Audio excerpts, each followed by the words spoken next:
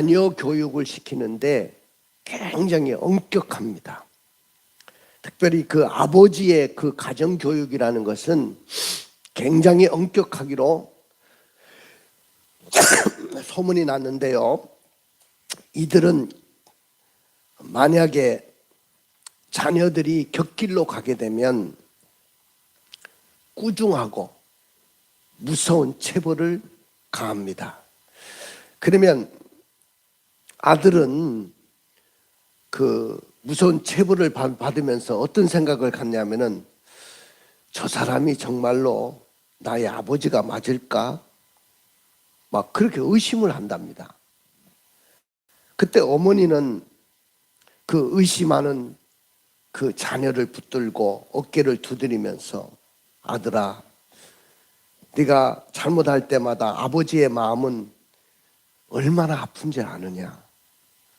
너를 때릴 때마다 아버지는 가슴에서 뜨거운 눈물을 흘리고 또 너를 위해서 날마다 기도하신단다. 여러분들, 이 보혜사라는 말은 이처럼 아들과 아버지의 관계를 아름답게 이어주는 바로 어머니의 역할을 의미합니다. 그 말을 파라크로테스라고 이야기하는데, 가정에요, 엄한 아버지만 있으면 안 돼요. 그 자녀를 끌어안아 주시는 어머니가 있어야 돼요. 그 우리 가정에는 우리 집사람이 그 아버지 자아가 굉장히 높아요. 그래서 우리 사무엘 목사가 클 때 굉장히 엄하게 체벌도 하고, 예배야 못 드리면 굉장히 엄하게 꾸중도 하고, 너는 공부 못해도 괜찮아. 학교 공부 못해도 괜찮아. 너는 예배의 성공자가 되고, 너는 예수만 잘 믿으면 돼. 그러면서 체벌을 합니다. 그 눈물을 뚝뚝 흘리죠. 그러면 저는요, 아버지지만은 거꾸로 돼가지고 어머니 자아가 높아요.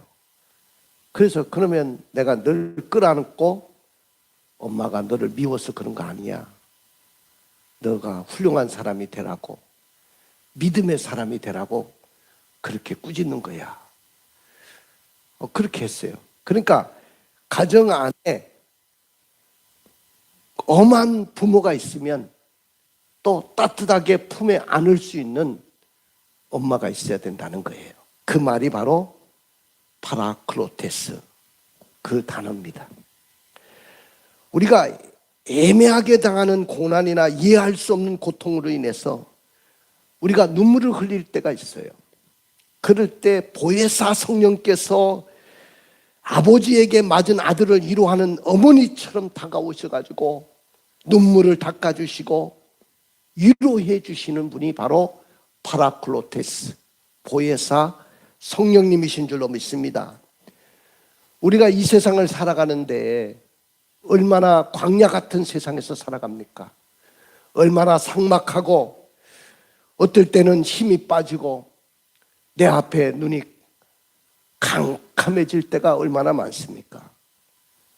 아무도 나를 돌아보지 않는다고 생각하고 고독한 그 순간에 내 영혼에 찾아오셔가지고 안아주시면서 위로해 주시는 보혜사 성령님의 손길을 여러분들은 절대로 잊지 않기를 주님의 이름으로 축원을 드립니다. 요즘 보험회사에서 우리에게 다가옵니다. 다가와서 하는 말이 당신의 미래를 설계해 주겠다고 여러 가지 보험 상품을 저희들에게 선전하고 또 혹은 그 보험 상품을 팔기도 합니다. 가령 이 보험을 들으면 당신의 모든 질병을 책임져 주겠다.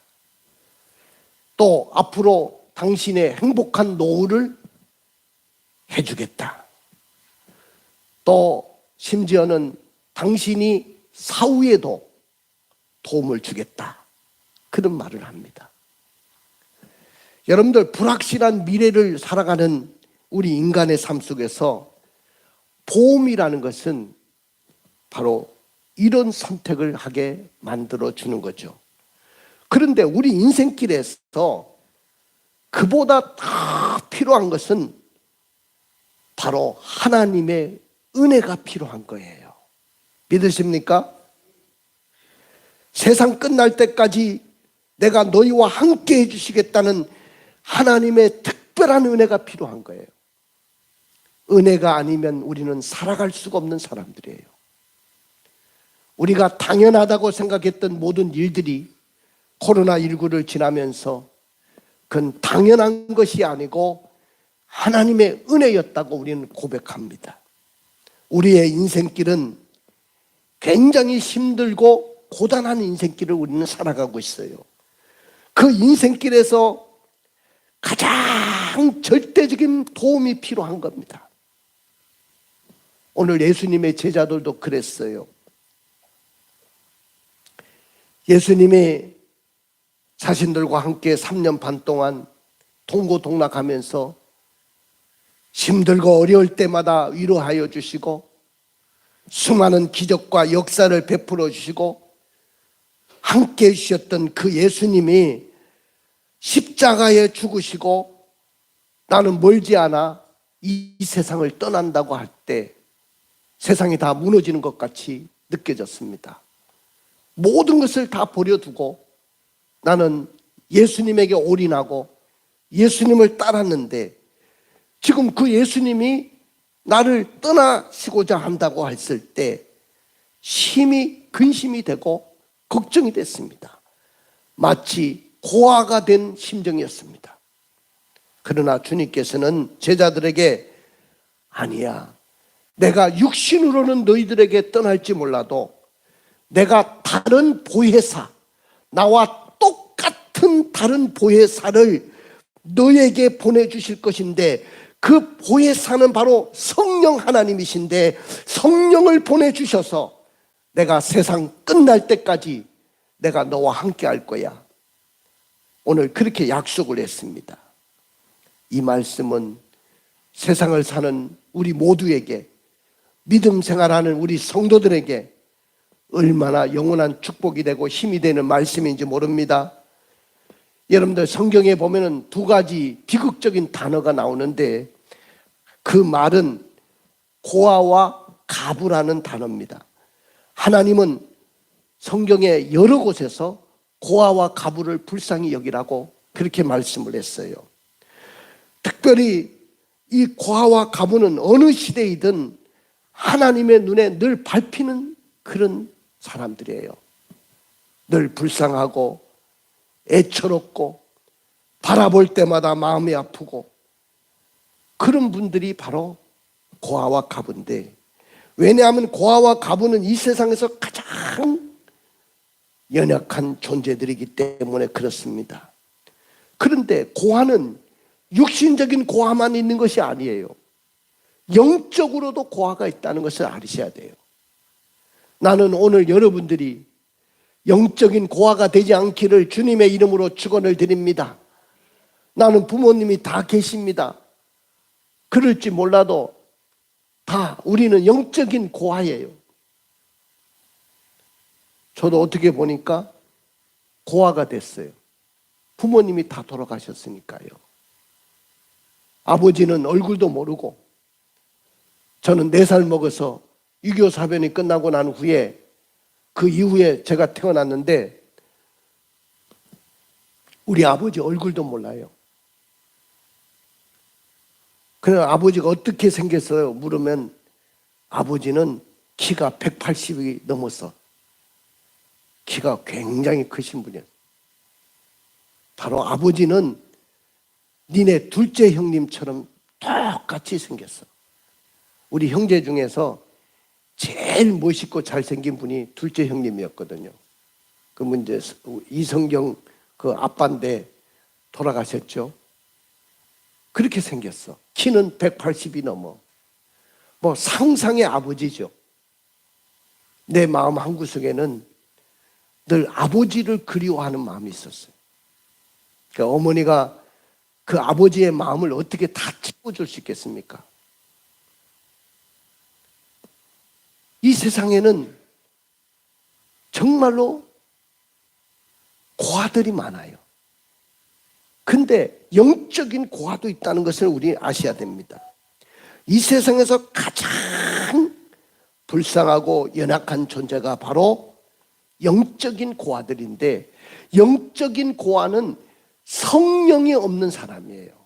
교회를 다니고 믿음 생활을 하고 신앙 생활을 하면서도 성령 없이, 성령과 함께 하지 않고 살아가는 사람은 다 영적인 고아들입니다. 나는 오늘 여러분들이 영적인 고아로부터 해방받으시기를 주님의 이름으로 축원을 드립니다. 영적인 고아로부터 해방받지 않으면 여러분들은 영원토록 불쌍한 존재로, 연약한 존재로 힘든 역경의 삶을 살아갈 수밖에 없는 거예요. 저는 아버지가 안 계셨지만 어머니가 계셔서 굉장히 위로가 됐고 힘이 됐어요. 우리 어머니는 억척이었어요. 또 자식을 위한 그 사랑은 뭐 모든 부모들이 다 그렇겠지만은 엄청난 사랑을 퍼붓고 사랑해 주셨어요. 저는 그 사랑 때문에, 너무 사랑을 많이 받고 자랐기 때문에 저는 큰 상처가 없었어요. 근데 그 어머니도 세상을 떠나고 나니까 누가 나를 위해서 기도해 주나? 정말로 새벽마다 밤을 지새워가면서 기도하셨던 그 어머니가 계셨는데 누가 나를 기도해 주나? 그 생각을 하면서 화장실에 갔을 때 펑펑 울었어요. 펑펑 울었습니다. 지금도 TV에서 어머니 이야기만 나오면 그냥 눈물이 비 오듯이 쏟아지는 거예요. 왜 그런지 모르겠어요. 역시 나이가 먹고 한갑이 넘어도, 한갑이 됐어도 어머니는 계셔야 되는구나, 아버지는 계셔야 되는구나, 그 생각이 드는 거예요. 마찬가지로 영적인 고아가 되면 바로 이 상태가 되는 거예요. 내가 누구와 함께 살고 누구를 의지하고 사나. 성령님 없는 인생은 바로 그런 인생입니다. 우리 여기 박순택 집사님 계시는데, 죄송합니다만 우리 권사님, 얼마나 그 권사님이 지금도 눈물로 새벽마다 기도하시잖아요. 눈물로. 그러면서 저한테도 한 번씩 전화가 오시거든요. 목사님, 제가 할 수 있는 일은 아들을 위해서, 딸을 위해서 기도하는 것밖에 없습니다.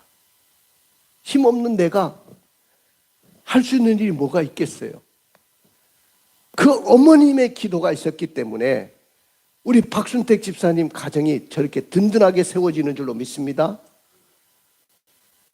그렇습니다, 여러분들. 육신도 부모가 있어야 든든한 거예요. 나를 위해서 기도해주는 그런 어머니가 있다는 것이 얼마나 힘이 되는지 몰라요. 근데 부모님이 돌아가셨어도 지금 나는 혼자가 아니에요. 성령님이 함께하는 인생은 바로 우리는 고아가 아닙니다. 그분이 부모님 역할을 다 해주시는 거예요. 우리에게 다가오셔서 따뜻한 어머님처럼, 어떨 때는 아버지처럼 함께 하시는 분이 바로 성령님이신 줄로 믿습니다. 자, 우리 한번 성경 읽어볼까요? 요한복음 14장 16절부터 18절입니다.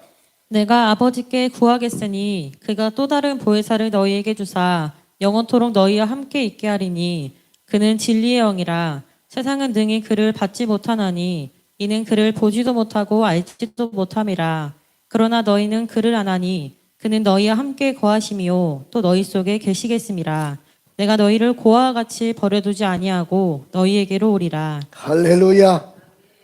오늘 예수님이 뭐라고 약속하셨습니까? 내가 너희를 고아와 같이 버려두지 아니하고 너희에게로 올 것이다. 할렐루야.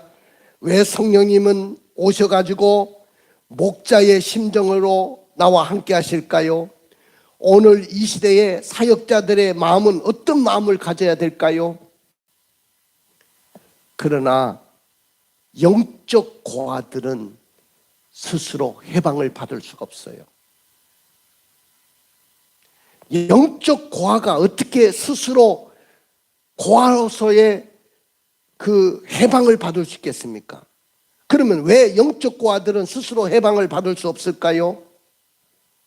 바로 부모가 없기 때문에 그렇습니다. 육신의 고아도 부모가 없는 것처럼 영적인 고아도 부모가 없기 때문에 그래요. 고아는 스스로 해방받을 수가 없어요. 왜냐하면 고아들은 부모가 없기 때문에 그렇습니다. 영적 세계에도 마찬가지예요. 하나님과의 관계를 맺지 못하고 사는 자들, 성령님과 함께하지 않는 삶은 바로 영적 고아로 살아가는 거예요. 보혜사 성령님을 못 받은 사람들은 영적 고아입니다. 여러분이 고아면 우리 교회는 무엇이 될까요? 고아원이 되는 것입니다. 저는 고아원 원장이죠. 나를 고아원 원장으로 만들지 않기를 원합니다. 여러분들이 당당하게 영적 고아로부터 해방받아야 되는데 해방받을 수 없는 이유가 뭐냐면은 영적인 부모가 없기 때문에 그렇습니다. 두 번째는 왜 영적 고아들은 스스로 해방받을 수 없느냐면은 불쌍한 자들이기 때문에 그렇습니다. 영적 고아만큼 불쌍한 사람이 없어요. 여러분들 고아원에 가보셨어요? 고아들은요 불쌍하고 가련합니다. 영적 고아도 불쌍한 자들입니다. 물질적인 어려움이나 환경적인 어려움보다도 그 고아들은 정신적인 그 어려움이 더 심한 거예요. 고아들 가만히 보면, 제가 어릴 때 보면 머리 빡빡 깎고 우리 같이 공부했거든요. 초등학교 때. 그 보면은 그 아이들 보면 야 쟤는 고아야.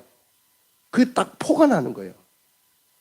머리 빡빡 깎고 그 당시에 뭐 다 못 사는 시대이기 때문에 우리보다 옷도 뭐 그렇게 잘 입고 오지 못하고.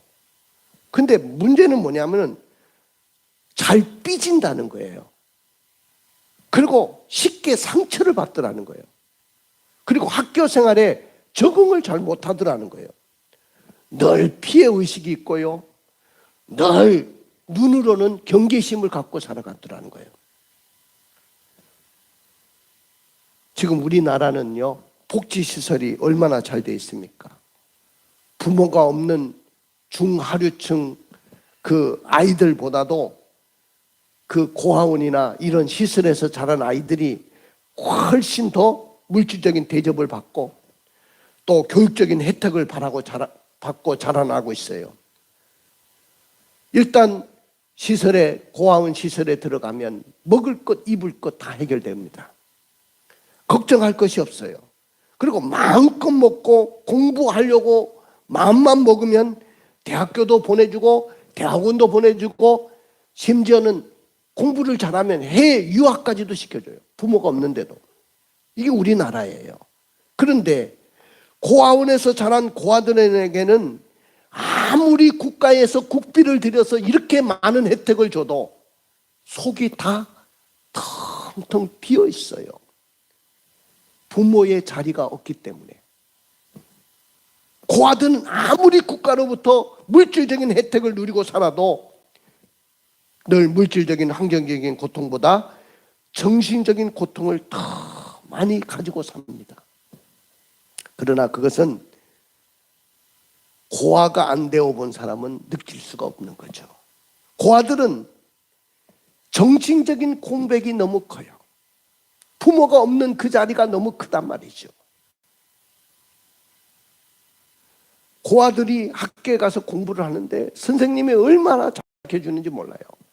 그렇게 잘 가르쳐줘도 기가 없어요. 머리를 탁 쳐박고 그렇게 선생님 말씀을 잘 듣지도 않습니다. 세 번째는 왜 영적 고아들은 스스로 해방받을 수 없냐면은 모든 것을 자기가 해결해야 되기 때문에 그렇습니다. 고아들은요, 모든 것을 자기가 해결해야 돼요. 그러니까 부모가 있는 아이들은 부모님이 다 해주는 거야. 제가 자식을 키워서 장가를 보내고 며느리까지 보고 손자까지 봤는데 나는 장가를 보내면 부모로서 모든 의무가 다 끝난 줄 알았어. 아이고 이제 끝났네. 내가 장가까지 보냈는데 짝을 지어가지고 가정까지 이루어졌는데 아이고 이제 부모로서 나는 모든 것이 다 끝났다고 생각했는데 그렇지 않더라고요. 내가 자녀를 장가를 보냈어도 내가 눈을 감는 그 순간까지는 내 도움이 필요하더라고요. 이 자녀에게 항상 마음을 가야 되고 내 물질도 가야 되고 이거 자식들이 이 마음을 알는지 모르겠지만은 정말로 내가 이 세상에서 눈을 감을 때까지 그 자녀를 잊을 수가 없어요. 그들이 못 먹고 살면 정말로 너무 가슴이 아프고 힘들어하면 너무 마음이 아픈 거예요. 이것이 부모의 마음인 줄로 믿습니다. 근데 부모가 없으면 누가 나를 걱정해 줍니까? 자기 스스로 모든 것을 다 해결해야 돼요. 마찬가지로 성령이 없는 사람은, 성령 없이 교회를 다니는 사람은 모든 문제가 와도 모든 난제들이 여러분들에게 있어도 그걸 스스로 해결해야 된다는 거예요. 여러분들 그만큼 힘든 것이 어디 있어요? 여러 가지 어려움이 왔는데도 스스로 모든 것을 다 해결해야 돼. 감당할 수 있겠습니까, 여러분들? 또 영적 고아들이 해방받을 수 없는 네 번째 이유는 자기를 보육하고 가르치는 사람이 없기 때문에 그렇습니다. 여러분들 자기를 보육하고 가르쳐주는 사람이 없으면 인격 형성이 잘못됩니다. 어릴 때부터 지금 우리 나윤이나 할이나 또 연우같이 이런 어린 때에 인격 형성을 바로 가르쳐줘야 돼요. 심어줘야 돼요. 저는 끊임없이 그때가 중요하기 때문에 그 시기를 늦춰버리면 얘의 잘못된 인격 형성을 바꾸기가 어려운 거예요. 벌써 고등학교 가고 중학교 가가지고 얘를 바꾸겠다? 절대로 안 되는 거예요. 그래서 이 어릴 때 부둥켜 안고 그와 씨름하고 그를 돌봐줘야 되는 거죠. 보육하고 가르치는 이 부모의 마음이 있어야 된다는 거예요. 그런데 고아들은 자신을 보육하고 가르칠 부모가 없기 때문에 반듯한 부모 밑에서 자란 사람만큼 인격 형성을 가지기가 어려운 거예요. 보통 보면은 양친 부모 밑에서 자란 사람하고 편부 슬하에서 자란 사람하고 고아로 자란 사람하고 심리적인 요소에 보면은 차이가 굉장히 나요. 저도 호르몬이 밑에서 자랐잖아요. 그러니까 양부모 밑에서 자란 아이보다는 뭔가 부족한 면이 있을 거예요. 여러분들, 소년원에 수감되어 있는 아이들, 18세 이하 아이들 통계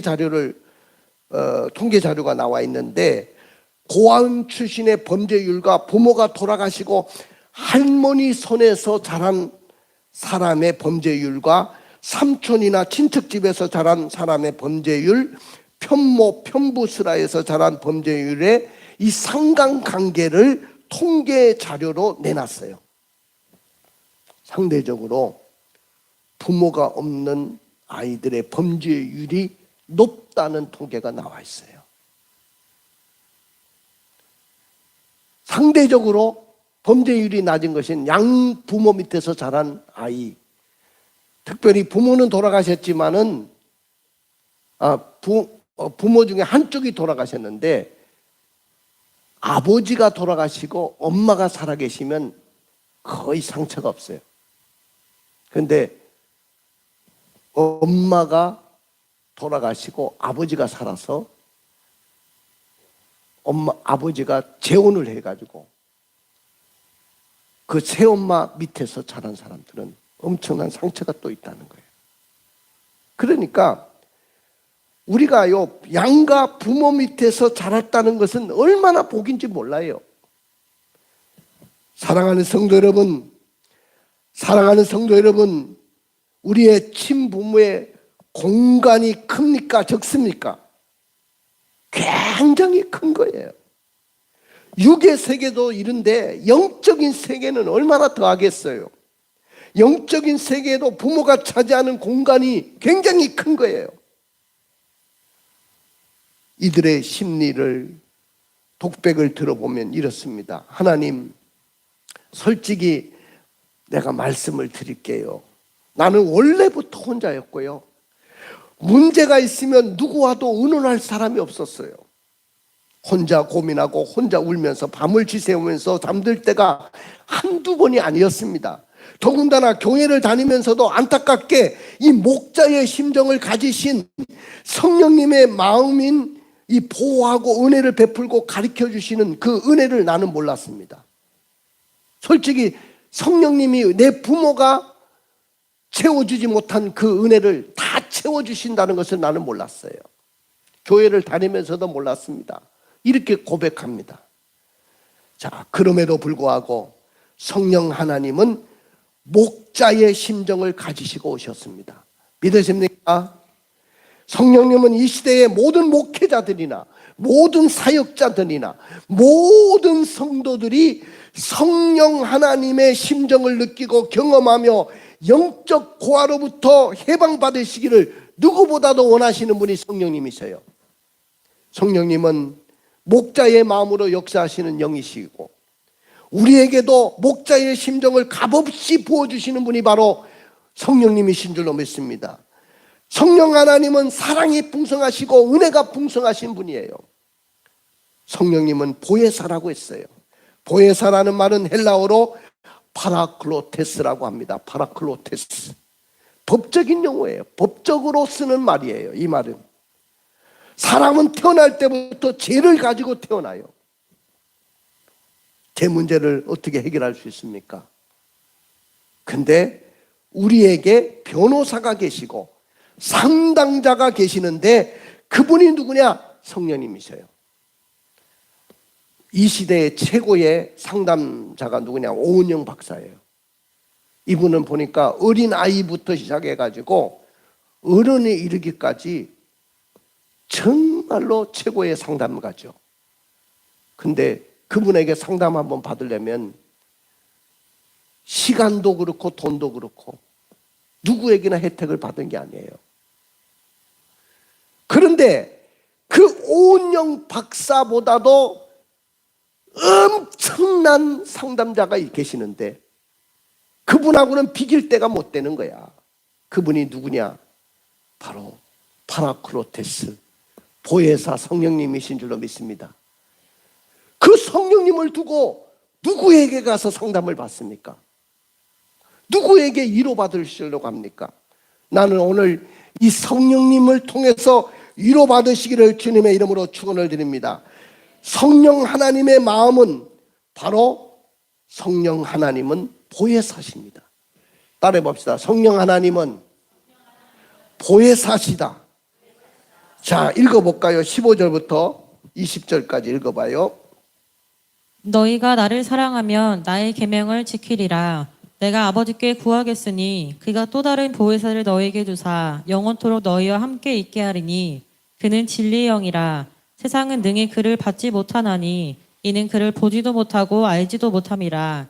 그러나 너희는 그를 아나니 그는 너희와 함께 거하시며 또 너희 속에 계시겠음이라.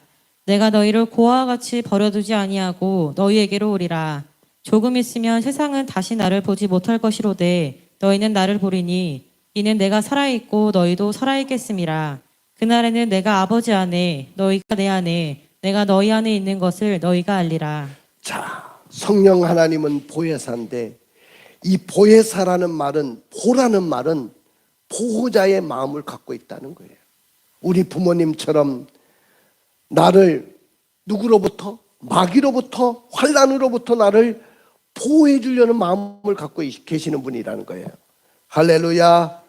그 다음에 해라는 말은 은혜자의 마음을 갖고 계시는 분이라는 거예요. 은혜자의 마음. 은혜라는 것은 값없이 주시는 거예요.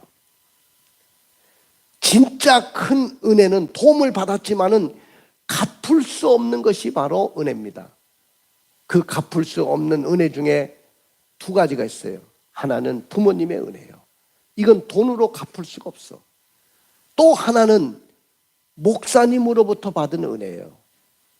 여러분들 이건 꼭 잊지 마세요. 내가 목사라고 해서 그런 게 아니고 부모님의 은혜를 여러분들이 갚을 수 없는 것처럼 목사님으로부터 받은 은혜도 갚을 수 없는 거예요. 마찬가지로 진짜 큰 은혜는 도움을 받았지만 갚을 수 없는 은혜인데 성령님을 통해서 주시는 은혜인 줄로 믿습니다. 할렐루야. 은혜자의 마음을 갖고 계시는 분이 성령님이에요. 그리고 사라는 말은 스승사자인데 스승의 마음을 갖고 계시는 분이에요. 목사님이 아무리 잘 가르쳐줘도 성령님이 가르쳐주는 것보다는 못한 거예요. 여러분들 아무리 목사님이 가르쳐줘도 한 구석에는 여러분들은 어떤 마음의 한계를 느낄 거예요. 왜냐? 사람이기 때문에 그렇습니다. 그러나 성령님이 가르쳐주시면 여러분들 사람으로부터 받지 못하고 듣지 못했던 그런 놀라운 인간의 한계를 극복할 수가 있는 거예요. 보혜사가 가르치면 눈이 밝아지고 보혜사가 가르치면 귀가 열려지고 보혜사가 가르쳐주시면 지혜가 열리고 능력자가 되는 줄로 믿습니다. 할렐루야. 그래서 두 번째로 성령이 임하시면 어떤 일이 일어나느냐 하면은 첫째로 보혜사 성령님의 도우심이 따르기 시작해요. 자, 우리 16절부터 17절을 읽어봐요.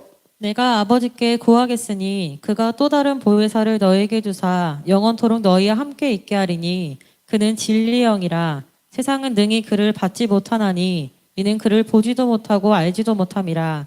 그러나 너희는 그를 아나니 그는 너희와 함께 거하시며 또 너희 속에 계시겠음이라. 여러분들 아까도 이야기했지만 보혜사란 말은 연약한 자를 곁에서 돕거나 변호하는 자를 가리켜요. 자, 보혜사가 뭐라고요? 연약한 자를 곁에서 돕거나 변호하는 자를 가리킨다. 그래서 오늘 우리가 성령이 내게 임하면 그 성령님이 나를 도와주셔요. 곁에 오셔가지고 나를 도와주고 나를 변호해 주셔요. 나는 오늘 이 성령님의 도움이 여러분들에게 충만히 임하기를 원합니다. 그 다음에 두 번째는 예수님과의 생명적인 연합을 이루게 돼요. 자, 18절부터 19절을 읽어봐요. 내가 너희를 고아와 같이 버려두지 아니하고 너희에게로 오리라. 조금 있으면 세상은 다시 나를 보지 못할 것이로되 너희는 나를 보리니 이는 내가 살아있고 너희도 살아있겠음이라. 성령님이 오시면 예수님과 생명적인 연합을 이루게 돼요. 다른 보혜사를 너에게 보내주겠다고 약속했을 뿐만 아니고 내가 제자들과 다시 만나게 될 것이다, 재회하게 될 것이라고 약속하셨는데 성령이 임하시면 부활하신 예수님을 생전에 보듯이 생전에 부활하신 예수님을 만나게 되는 것입니다. 할렐루야. 생명적인 연합을 이루게 되고 성령이 임하시면 주님과 나는 한 몸이 되는 것이고 연합을 이룰 때 예수님의 생명은 나의 생명이 되고 예수님의 죽음은 나의 부활이 되고 예수님의 부활은 나의 부활이 되고 예수님의 승천과 영광과 권세와 그 예수님의 영광이 오늘 나에게 그대로 임하시는 줄로 믿습니다. 할렐루야. 자, 마태복음 28장 20절에 읽어볼까요? 내가 너희에게 분부한 모든 것을 가르쳐 지키게 하라. 볼지어다 내가 세상 끝날까지 너희와 항상 함께 있으리라 하시니라. 예, 세상 끝날 때까지 그분이 함께 하신다고 하셨어요. 누가? 성령님이. 믿으십니까? 그 다음에 세 번째는 아버지의 사랑을 체험하게 돼요. 성령님이 내게 임하면 누구의 사랑을 체험하게 되냐면 아버지의 사랑을 체험하게 됩니다. 요한복음 14장 21절입니다. 나의 계명을 지키는 자라야 나를 사랑하는 자니 나를 사랑하는 자는 내 아버지께 사랑을 받을 것이요 나도 그를 사랑하여 그에게 나를 나타내리라. 아버지의 사랑은 그냥 부어지는 것이 아니에요. 성령님이 내게 오시면 아버지의 사랑이 부어지는 거예요. 아무리 여러분들이 힘써도 성령님을 떠나서는 행복해질 수가 없고 성령님을 떠나서는 여러분들이 기쁨과 희락을 회복할 수가 없는 거예요. 마지막 네 번째는 보혜사 성령님이 임하면 우리의 연약함을 도우시는 분입니다. 할렐루야. 이 말이 굉장히 중요한 말. 로마서 8장 26절을 읽어볼까요? 이와 같이 성령도 우리의 연약함을 도우시나니 우리는 마땅히 기도할 바를 알지 못하나 오직 성령이 말할 수 없는 탄식으로 우리를 위하여 친히 간구하시느니라. 오늘 여기 로마서 8장 26절에 성령 하나님의 마음이 가장 잘 드러나고 있어요. 타락한 재성을 가진 인간의 연약함은 이건 변개할 수가 없고 바꿀 수가 없어요. 죄의 중력이 너무너무 나를 누르고 있기 때문에 악으로 달려가는 인간의 방향을 되돌리기가 어려운 것이죠. 인간의 연약함에 대해서 탄식하고 계시는 분이 있다는 거예요. 탄식하고 있어. 탄식하시는 분이 누구냐 하면 성령님이셔요. 그 토저라는 박사는 이렇게 이야기했습니다. 아이를 낳으려는 산모가 고통으로 외치는 것과 같은 외침이다. 성령님이 아이를 낳으려는 산모가 고통으로 외치는 것처럼 나를 향하여 고통으로 외치고 있어요. 탄식하며 계시는 분이 있습니다. 그분이 성령님이신 줄로 믿습니다. 그분은요, 로마서 8장 2절을 읽어볼까요? 이는 그리스도 예수 안에 있는 생명의 성령의 법이 죄와 사망의 법에서 너를 해방하였음이라. 그 성령님은 우리의 연약함을 탄식하시면서 하나님 뜻대로 성도를 위해서 간구하실 뿐만 아니고 성령의 그 생명의 성령의 법이 우리를 죄와 사망의 법에서 해방시킨 줄로 믿습니다. 믿습니까? 오늘 우리는 이 마음이 나는 여러분들에게 있기를 원합니다. 누구의 마음? 성령님의 마음입니다. 그렇습니다. 성령 하나님의 마음은 보호하고 은혜를 베푸고 가르치시기를 원하시는 마음이에요. 성령 하나님은 마음은 도우심이 따르고요. 성령 하나님의 마음은 예수님과 생명적인 연합을 이루게 되고요. 성령 하나님의 마음은 아버지의 사랑을 체험하게 되고요. 성령 하나님의 마음은 우리의 연약함을 도우시는 분이에요.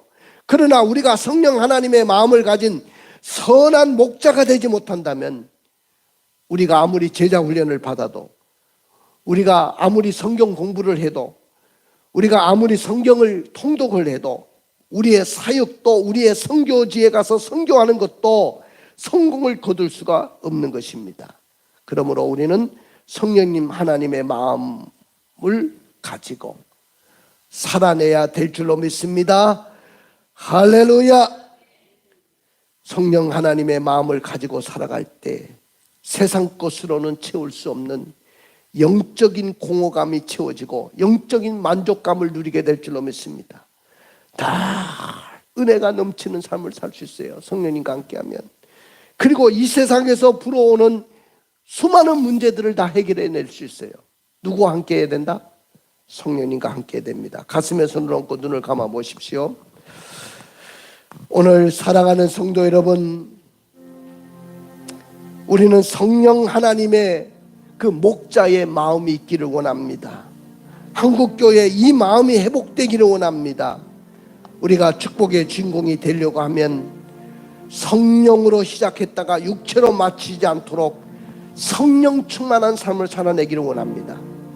성령 하나님의 그 마음을 가지시고 우리는 성령님이 탄생하셨던 것처럼 잃어버린 영혼을 향해서 목자의 심정을 가지고 애끓는 심정으로 부르짖기로 결단합시다. 그리고 성령 하나님의 도우심으로 그리스도인으로서 하나님이 원하시는 온전한 도상을 걸어가기로 결단합시다. 할렐루야. 우리 눈을 뜨시